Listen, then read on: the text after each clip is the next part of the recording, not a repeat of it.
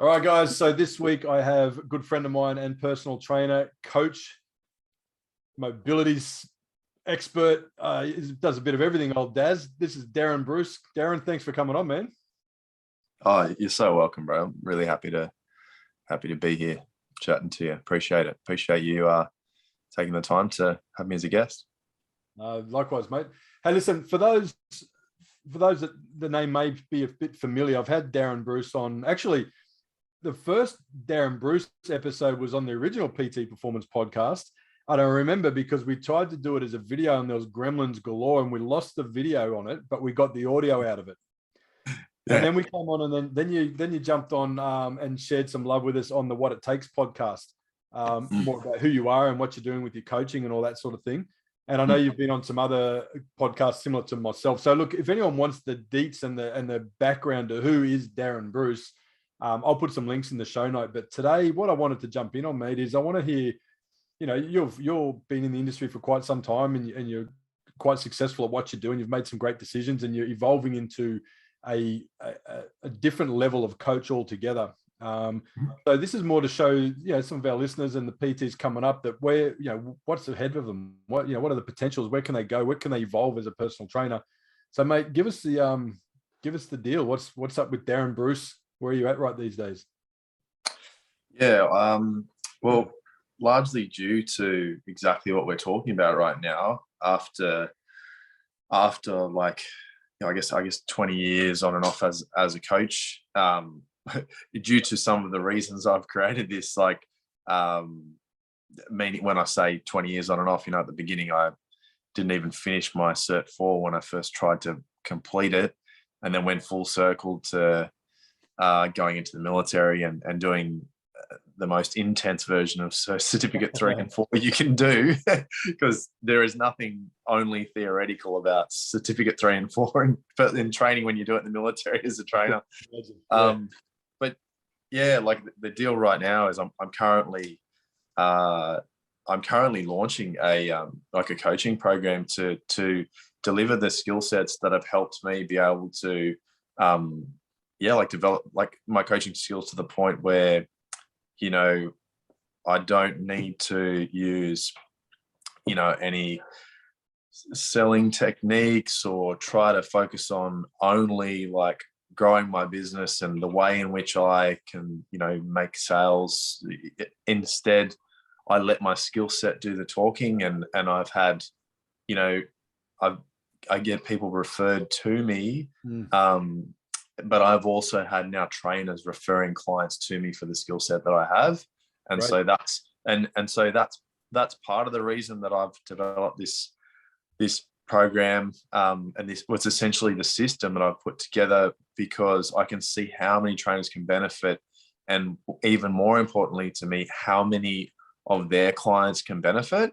So it's like a win-win, everyone wins. And it's also because I've gone down a path which is very rare for a lot of personal trainers, where I've been able to, like, in the system that I've put together, it has 3 parts. It's brain, body, and breath. You know, like most trainers, we all learn at the beginning about the body and optimize moving, but we don't learn optimized thinking and optimized breathing. And when we don't have those two, ourselves as well as our clients are less confident.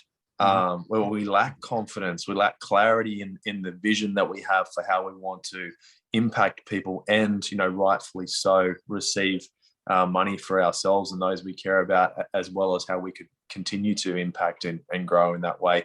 So we need all 3. And for me, instead of, I've worked with business coaches and learned a lot about that, but I still don't think I'm very good at, you know, marketing or selling. I think the knowledge that I have learned, and we know that knowledge isn't power, applied knowledge is power. Like what I've applied has developed my skill set so that I am the marketing. You know, I'm who I am being is the marketing or the selling. I'm not saying that's a bad thing either, as far as like marketing and selling goes. But for me, to develop a skill set to the point where I'm so good that I can't be ignored, that's what I want for other people.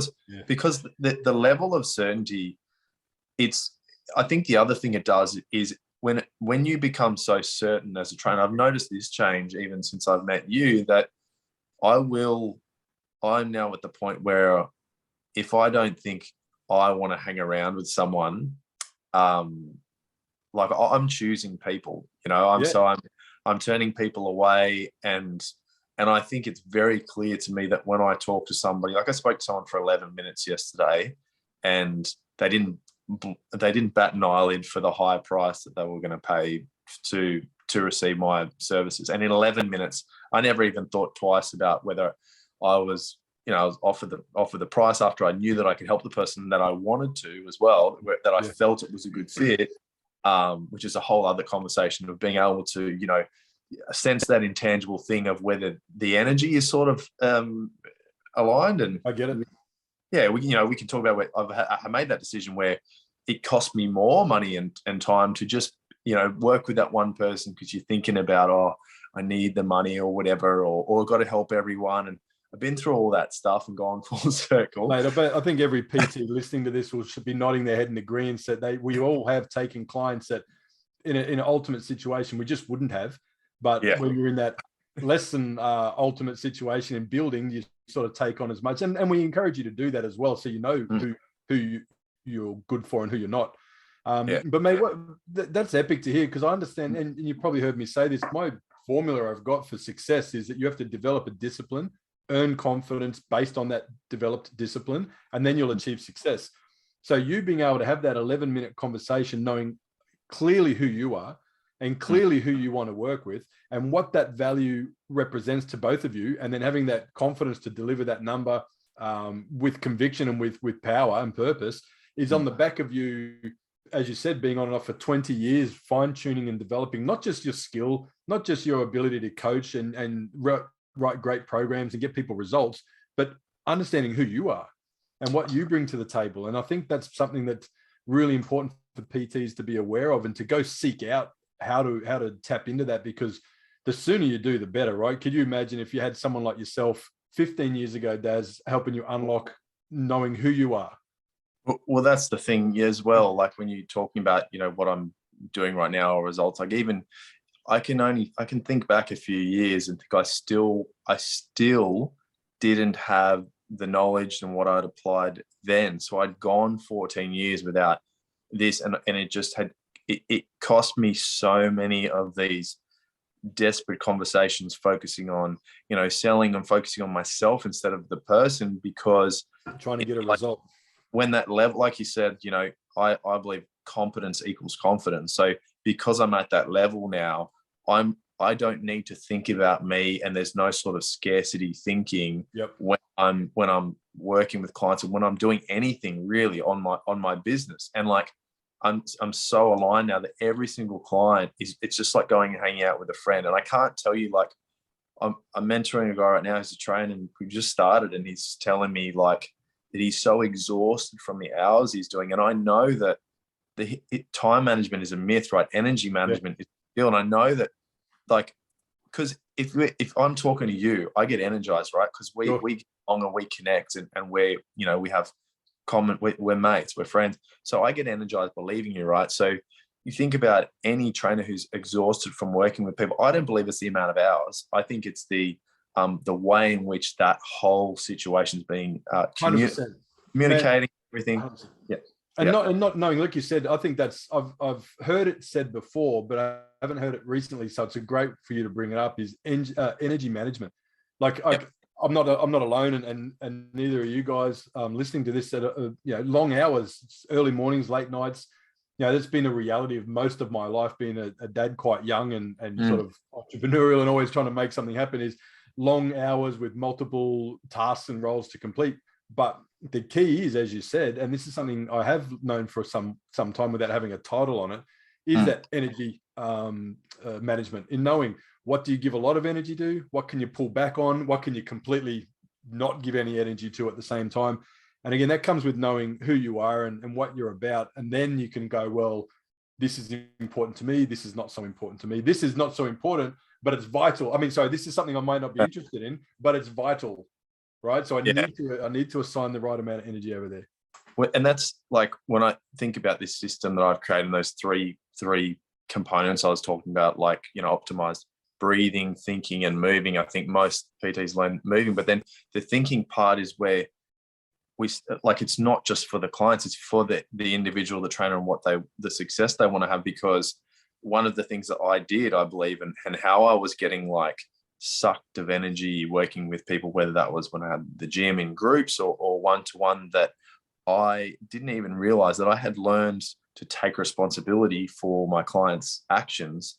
And when they didn't take actions, it was like I would go into panic mode, because they were representative of, getting more business for me, for the results they were getting, which, even saying that, I made it about me instead of them.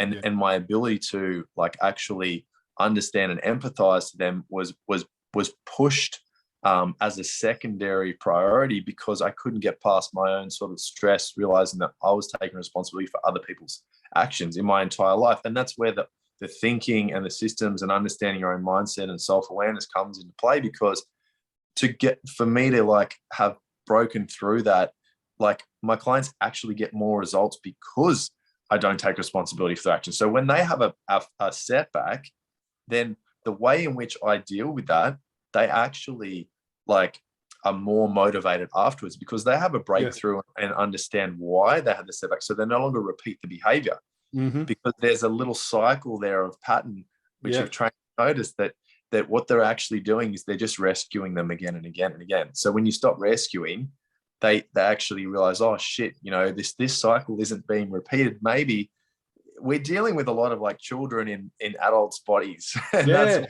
Man, I had this chat just the other day, is whenever you get suckered into an argument, or whenever you get suckered into feeling a certain way about people, especially people you don't even really need to have a connection with, just stop and realize that we're all still kids in adult bodies, still trying to make the most of whatever we formed our basis of the world on many, many years ago.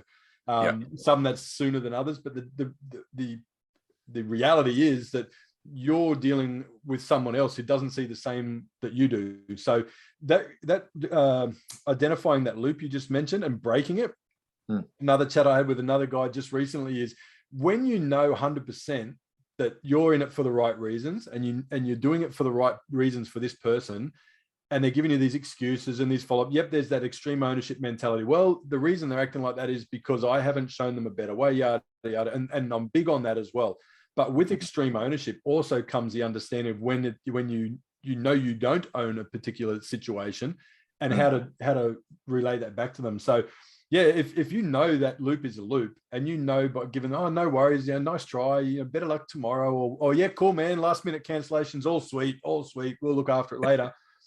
It's your obligation to call them out on that. Now, if you've built good rapport, know, like, and trust in the way that you are, that conversation, while it might be uncomfortable, is so easy to have.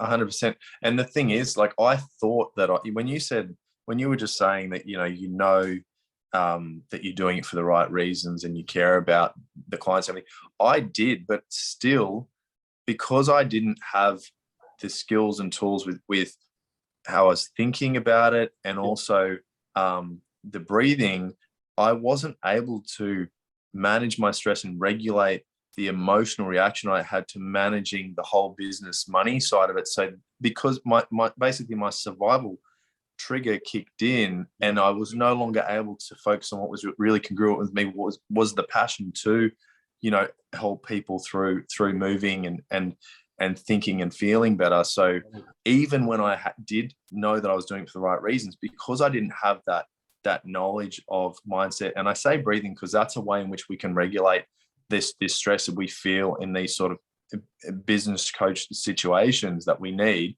So, basically it was a reflection of the challenge they had, and the emotions they couldn't regulate, or the stress they couldn't manage, was a reflection of me as a coach.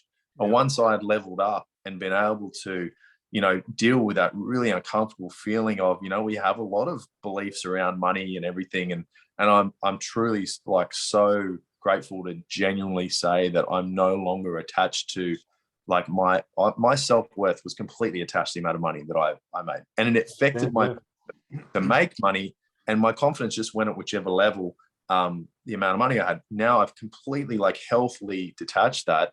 And so that's why I'm just completely like detach in such a healthy way, and I can focus on the people. But I had to learn these optimized thinking and breathing systems, because the breathing is the simplest. It's the fastest way that we can change that stuff when we go into those situations where we feel that stress happening, where it's that crucial conversation that brings up the old sort of feeling associated with money or whatever it is. Well, listen, dude, that's money. Now, for those tuning in, I had to start this show a bit late, so we're going to be a bit shorter than usual, but we're going to get Darren back on a part 2. So what I wanted to do on this one, mate, is let's use a bit of time now. If we can dig in on the breathing side, just randomly think, let's talk about the breathing aspect. Let's talk about that in a bit more detail. If you can, let's share an actionable, practical strategy that the listeners can put into play, and something that might make them go, you know what, that made a big difference in my day. I want to know more, and I want to reach out to Daz. Yeah, I think so. Probably a really simple thing that you can implement as a trainer, if you listen to this, as well as with your clients, is just begin to make them aware of whether they're breathing through their chest or their abs, or their belly first.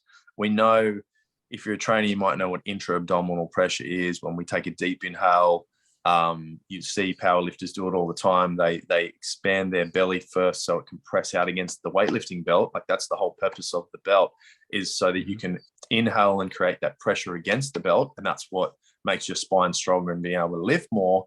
But also the ability to expand that belly, which actually like stretches and folds your diaphragm, which is like shaped like a parachute. Actually, when that happens, that diaphragm like lifts your heart, and 90% of the communication between your brain and your heart starts at your heart. So if you do a chest breath, so I always say chest first equals stress first when we're breathing. Yeah, it makes sense. The heart stays in the same position. And we know that, looking back 20 years, elite marathon runners start to drop dead. And everyone was wondering why, when they're so fucking fit, right? It's because there's the same consistent amount of pressure on the heart is not good. We need that variable. So the breath through the belly, just inhaling through your nose and putting, either lying on your back, or with your clients, getting them to lie on their back with their knees up, and just putting like a light kettlebell on their belly and getting them to raise it up and down, then that's going to train them to begin to calm themselves down. And they might not seem too stressed, but what most people are experiencing is they're teetering on the edge. So just beneath the surface, if anything happens, they get stressed much more easily. And you know, the reason anybody comes to us as trainers is because they have been neglecting their body, and they are kinesthetically disassociated from their body. What that means is that they are not associated. They're not aware of feeling what their body is doing, where it's moving or what's going on in their body, because there is so many emotions associated with feeling that, you know, whether it's, you know, exactly how it looks, they're not liking how it looks, shame, guilt. These are the most powerful, you know, drugs we have, more than cocaine, heroin, everything. The shame and the guilt, those drugs and those hormones, those feelings within our body. People over, yeah. People come to us because they're disconnected from their body. And so if we learn this breathing, they begin to get comfortable in the uncomfortable feelings. And that's what it's about. It's the age-old saying of getting comfortable, feeling uncomfortable. We need to find that spot where we actually integrate both. So actually feeling both at the same time. And the breathing is a simple way to do that. So I'm going to get real tactical and say, I already said, like, you breathe through your nose, in through your nose and out through your nose, belly first, followed by chest. You can have one hand on belly button, one on chest. You want to go belly first, but that's for calm, right? That's for being calm. So slow down. So 1 sec, just so we can get that. In through the nose, fill up from the belly first to the chest, and then out through the nose. Yes. So nice, slow, deliberate inhale, fill up from the belly first to the chest, and exhale deliberately and slow out the nose, yeah? Yeah, 5.5 seconds in and out, 5.5 liters of oxygen. You'll inhale and exhale. That is called, what's the name? Coherence breathing. So heart-brain coherence. Coherence means that two things can communicate essentially. So when people are breathing more shallow, they exhale faster. So when we inhale, our heart rate speeds up. When we exhale, it slows down. if you look at, I've spoken to multiple scuba divers, right? When they go for their first dive, they have a certain amount of oxygen in their tank. The first time they go for a dive compared to the second time, they use half or less or a quarter of the tank they used the first time. Why? Because because they're taking more breaths than necessary. So what you want to train yourself and your clients to do is to exhale more slowly. If inhaling speeds up the heart rate and exhaling slows it down, then the longer we can train ourselves to exhale for, the maximal out breath, exhale, then we're going to slow our heart rate down. And here's the added bonus is a slow out breath. When we begin to feel that urge to breathe, it's not the urge to breathe we feel, it is an uncomfortable feeling. And dealing with that uncomfortable feeling, what I notice when I teach the out breath, it's a slow out breath. So it's a deep inhale, deep as you can, fill belly, then chest first, and then just slightly pressing against your teeth with your tongue, and it sounds like a bike tire going down, and you time how long you can exhale for. Stanford University has brought a study out that shows a minute 20 is elite time, elite athlete or elite, a minute 20 exhale. But there's another study that shows that this is a way of measuring your nervous system's fatigue level. So if you get a 30-second, 20-second exhale, you're probably fatigued. And so it's a really easy way to check.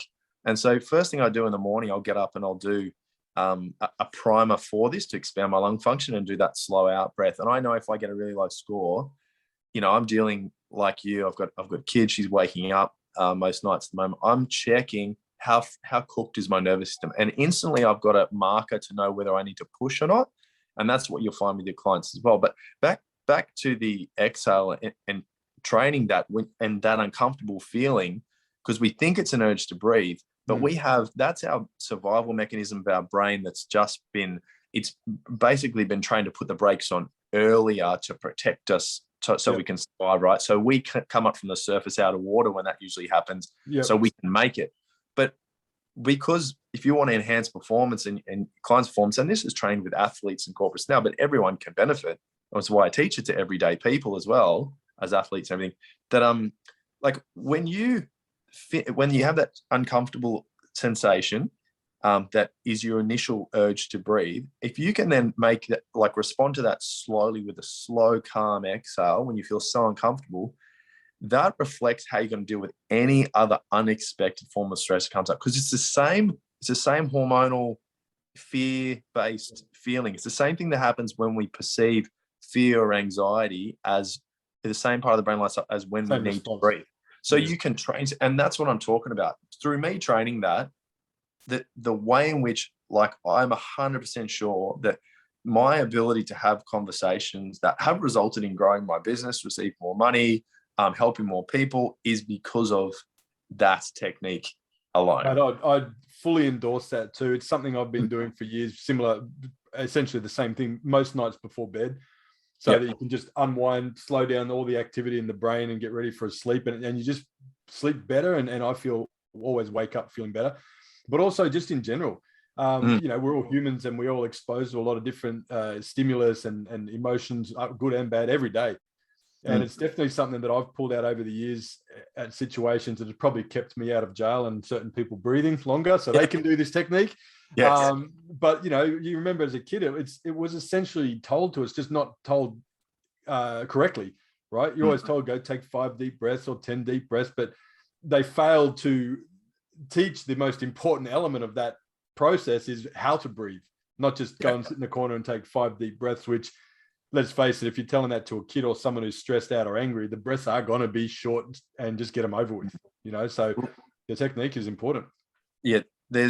The first thing to recognize is that breathing is a skill. We have control over it. And secondly, there's a part of our brain that's spying on our breathing. So when we start to feel an emotion, our brain is spying on the way in which we breathe, like how we're breathing, and it's waiting for the feedback mechanism of the feeling we have to match the breathing that would match the behavior, right? So when we start to play with that and change it consciously, we can send, instead of the messages from the brain being sent down and just determining our stress, we get control and power back over that by starting to change that pattern, that we're completely rewiring our brain and changing like patterns that have been going on for not only our life, but generations. Because who did we learn exactly how to breathe from? All the people, all our role models, right? Yeah. We're so unconsciously, like my daughter, like the other night, I'm reading a book to her and she can't read yet, right? Yeah. But I'm like reading the book and she starts talking over top of me and she knows every single word just because I've repeated it, right? Yeah. So such a great example of how like unconsciously as kids going to adulthood, everything we say, we're like a tape recorder from who we were around and everything we see. So our posture, our body language, our breathing, all of that is being mimicked and replicated. And that's passed on from the person before them because this is all unconscious stuff, right?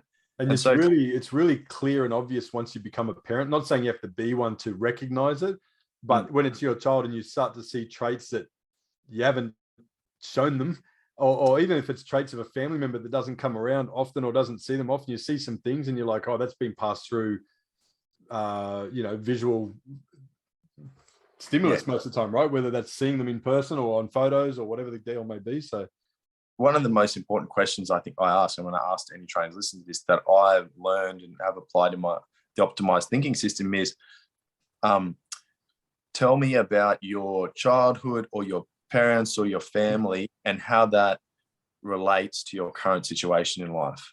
And no doubt, no word of a lie, every single 100% of the time, and it was with me as well, that any way in which I was limiting myself, I could relate it back to like when I was a kid, and also my role models and the people around me and my family and how they shaped who I am.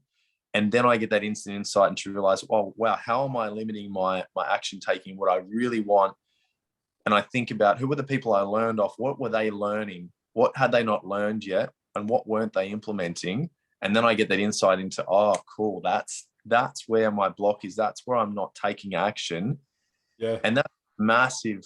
My ability to coach myself because of these questions and these thinking systems is like next level. And I want that for everyone, right? Because mentor or coaching is essentially just like a bonus because we get that looking in from the sidelines. But essentially, we want to be able to coach ourselves at the same time because then we take massive action. Yeah. And you know that for sure. Yeah. And look, I want this to continue. So we're going to do the thinking part next ASAP. For those listening, make sure you hit us up by DM or whatever and let us know you got a bit out of this because it's been solid. And I don't want to end it, but I'm looking at the time. But something you mentioned just before in regards to any limitations we tend to have is from people in our world as we're growing up and creating our little world and who we are and what we're about. That's really concerning for me because I look at what's available to kids now. And even though we were taught certain things, which now looking back, you go, oh, that's a pretty strange way to look at that. And I can see why that would be limiting. I'm really concerned for the future of our future development of kids based on there's no shortage of stimulus and there's lots of messages out there saying you can do whatever you want, but there's a massive chunk of information missing from you can dream and be whatever you want. And these are the steps required. Everything's been sold as the shortcut and the quick and easy. And so I'm really concerned about that. So this is great for people to start learning, especially if you haven't got kids yet. And this is something you want to be really ahead of the curve when you do get to that stage. And you'll benefit from it greatly, but also so will your kids and following on from there. We can be people who break the cycle and reset a much better way for people. Well, exactly. And like, I appreciate your concern and me too. And you know what, like that for any trainer listening and like we have no control over that, right? The only thing they have control over, essentially, the thing they have most control over is who we can become as an example. So, and we can become such a bright, shining example of who they can be, and we can manage and handle and respond to the role models. And I call it, I just thought yesterday I was talking to actually a good friend I caught up with who's he's been in special forces. So great conversation about mentoring and excellence and high performance. He is a high performer. That we've talked about models of excellence. We've got role models who are excellent, right? We want to learn from them, how they think, what do they believe, everything.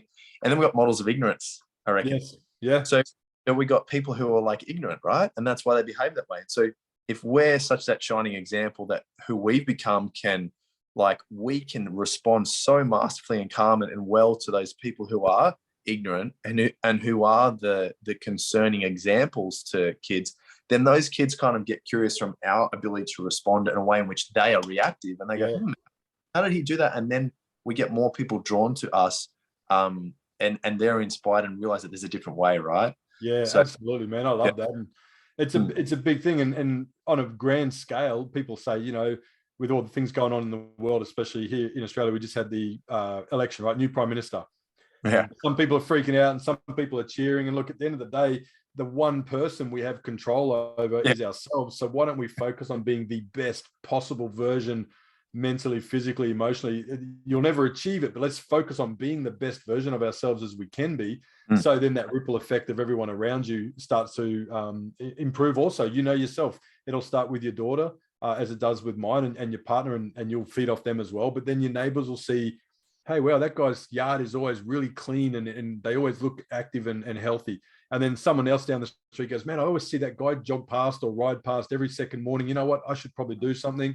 And it cascades and grows out from there. So that's the thinking side of things I'm keen to get onto. Yeah. And we will. I want to say one more thing. So as you said that, like, to the trainers listening to this, like, people have been watching me without me realizing that they want to come and work with me, right? And that's such a great example because of the way I do things that are different. And they can see the level of you know, whatever they saw, they're attracted to come and work with me, and I didn't have to lift a finger, right? Because of the thinking, the breathing, the moving, the systems and that I've learned and implemented. So one thing that trainers, people are always watching you, and this is a great example of what we're talking about, right? The greatest way you can impact someone is who you are, and you just standing there being yourself. You don't realize that impacts people the most. Like, and yeah, for sure. Guys, where can people find you, Daz? Yeah, on Instagram, Darren Bruce. They can just follow me there as the easiest way. I'll put links on the show and tag it on IG as well for the lazy. But if you're lazy, you're probably not watching this anyway. So, mate, look, it's next level shit, dude. And guys, again, my endorsement. If you are looking to do some work along these lines, reach out to Darren. Look, in this space, there's no shortage of people chasing your dollars, right? They're chasing to do a lead generation, marketing or a sales funnel, and trust me, I've seen it come and go, and I see the people spend their money on it come and go. And the main reason is not because the ad sucked or not because the facility that they're dragging people in to do this service at, and not so much even that the trainer was no good, but it's all this stuff that Darren's just touched on and will continue on the next one. That's the big reason why those marketing efforts aren't working for a lot of people. So instead of trying to polish a turd, why don't we come in and fix it from the inside out? And then when you put the money and time into those marketing events, efforts, and strategies, the return on your investment there will be significantly better. Yeah, I think we've all been a turd at some point. Oh, that's why I say it, man, because half the shit I'm saying is I'm reliving me being that person or that turd. So I think most people who know me now know I'm not throwing stones and whatever. I've been there, so that's why we can laugh about it, mate. Hey, again, loved having you on, mate. That was epic. Let's get round two, so we can go a bit deeper, and I'll share this out by the end of the week and get people more in touch with Darren. Thanks, bro. Appreciate it. Sounds good. Don't be used as easy as a layup. Working late.